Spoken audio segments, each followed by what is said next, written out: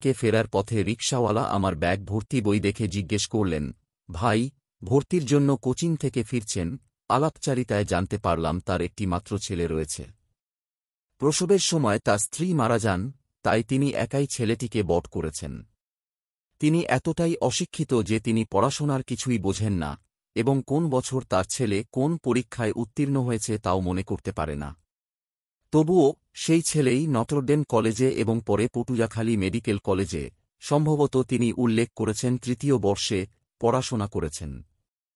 কিন্তু তার ছেলে আর বেঁচে নেই। আন্দোলনের সময় তিনি শহীদ হন। বাবার আফসোস ছেলে চলে গেছে বলে নয়, ছেলে নতুন বাংলাদেশের সাক্ষী হতে পারেনি বলে। এখন তার জগতে তিনি একা থাকেন। এটা সত্যিই মানুষের হৃদয় স্পর্শ করে। প্রিয় বাবাকে কি বলে সান্ত্বনা দিব এমন ভাষা আমার জানা নেই, তবে এতটুকু বলতে পারি কেয়ামতের ময়দানে তিনি একজন শহীদের বাবা হয়ে দাঁড়াবেন ইনশাআল্লাহ। প্রথম ভালো লাগতে ছিল রিকশাওয়ালার ছেলে নটরডেমে পড়ে, গর্বের বিষয়। পরক্ষণেই মনটা খারাপ হয়ে গেল মৃত্যুর কথাটা শুনে। লেখাটি পড়ার সময় শরীরটা শীতল হয়ে গেল। আল্লাহ তাকে জান্নাতুল ফেরদৌসের আলা মাকাম দান করুক, আল্লাহুম্মা আমিন।